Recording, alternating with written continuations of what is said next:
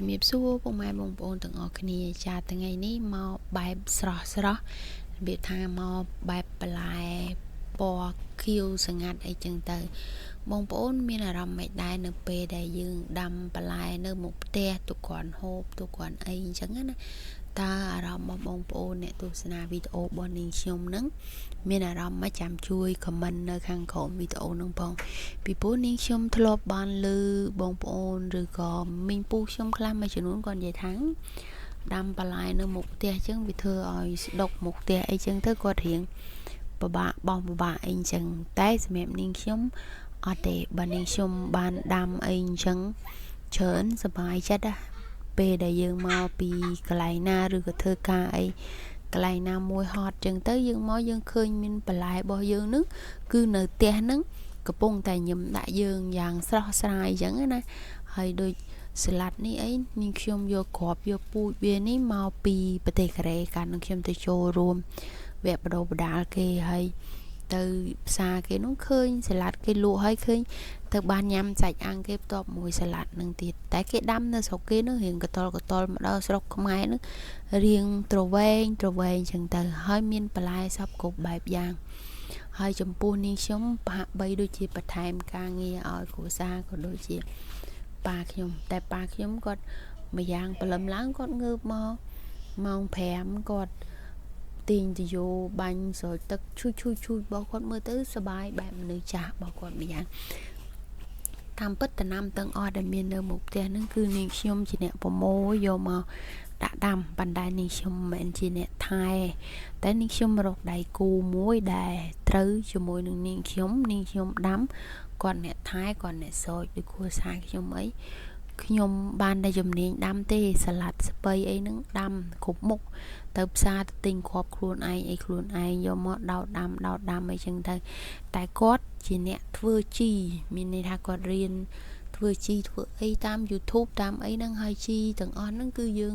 ធ្វើមកពីកាកសំណល់ផ្ទះបាយយើងធ្វើបែបជីសរីរាង្គចឹងទៅគាត់យកទៅប្រអាប់ប្រហែលជា3ខែអីបានវាមកលាយមួយទឹកលាយមួយអីយកមកស្រោចដាំអីចឹងទៅហើយនេះល្អណាស់បងប្អូនសាឡាត់នេះហើយកុំថាខ្ញុំយូរបានស្រោចទឹកម្ដងទេចាពីព្រោះដោយសារយើងរវល់ផងអីផងចឹងទៅបានតែដាំទេក្នុងមួយអាទិត្យអីចុះមើលថែម្ដងឲ្យត្រួតពិនិត្យអីចឹងទៅដូចអ្នកត្រួតត្រាចឹងមកពិនិត្យមើលឃើញអានេះខ្វះហើយយើងចាប់ផ្ដើមដាំថែមគ្រាប់ថែមអីលើខាត់ណាឬក៏ឆៃថាវអីចឹងទៅចង់ញ៉ាំអីដាំនឹងមកហើយពេលដាំហើយ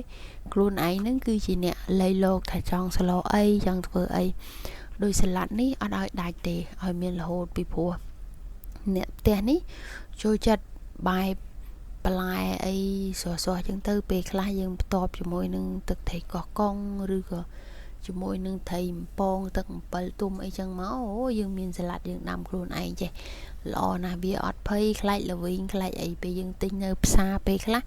ចំសាឡាត់គេចាស់ចំអីចឹងទៅទិញបានវារៀងល្វីងដែរចាហើយនេះនាងខ្ញុំត្រៀមឆាយដីអីចឹងទៅយើងដាក់ដាំគ្រាប់នេះគ្រាប់នោះអីផ្សេងទៀតហើយមានតាំងពីលើកហ្នឹងដាំខាត់ណាដើមធំរៀងផ្អែមណាហើយក៏ដូចជាស្ពៃតឿស្ពៃសអីទៀតមកហើយតំណាំនេះនៅលើតុខ្លាចកដោបងប្អូនឥឡូវកដោក៏កេគ្រប់មុខហ្មងអត់មានទុកឲ្យមួយមុខអីទេអញ្ចឹងយើងលើកដាក់លើតុអីផុតមកហើយដូចស្ពៃនេះបដោះឡើងមកកណោកដោមកស៊ីអស់អញ្ចឹងនៅសល់តែប្រមាណហ្នឹងដល់ពេលអញ្ចឹងយើងលៃលោកតាមធុងស្នោហ្នឹងមកប្លោះវារៀងឆ្ងាយកន្លះឆ្អាមមកដើម្បីពេលវាធំលូតលាស់ទៅវាទលាយកន្លែងអាចលូតលាស់បានល្អអញ្ចឹងណាហើយនេះខ្ញុំបានលៃលោកឆ្នៃប៉ុណ្ណឹងឯងបន្ទាប់ពីហ្នឹងទៀតគ្រួសារគាត់ជាអ្នកស្រោចទឹកបាញ់ជីទៅដល់ពេលធំនាងខ្ញុំអ្នកយកមកស្លោអញ្ចឹងបងប្អូនយើងធ្វើការយើងត្រូវចែកគ្នាធ្វើអញ្ចឹងទៅយើងអ្នកដាំតែគេអ្នកស្រោចជីហើយយើងដល់ពេលបានធំចាំយើងយកទៅធ្វើម្ហូបហើយពេលខ្លះក៏អត់ទាន់ប៉ាអ្នកស្រោចទឹកមុនគេព្រលឹមឡើងដឹងតែប៉ាឯងពីព្រោះយើងនៅក្មេងចេះកំពុងពេញដេកអីចឹងអាចដេកលើម៉ោងលើអីតិចតួចទៅប៉ាក៏អ្នកស្រោចហើយកូនប្រុសនេះ យកអុកមកលេងធ្វើដោយខ្លួនឯងនឹងស្ដាច់អុកចឹងតែគ្មានចេះអីទេអុកតែភឺហ្នឹងហើយគ្មានជំនាញអីទេហើយតែបាត់អុកនឹងសួរអុកនឹងទៅណាអុកនឹងទៅណាអរគុណបងប្អូនទាំងអស់គ្នាសម្រាប់ការតាមដានទស្សនាវីដេអូនេះតាំងពីដើមដល់ចប់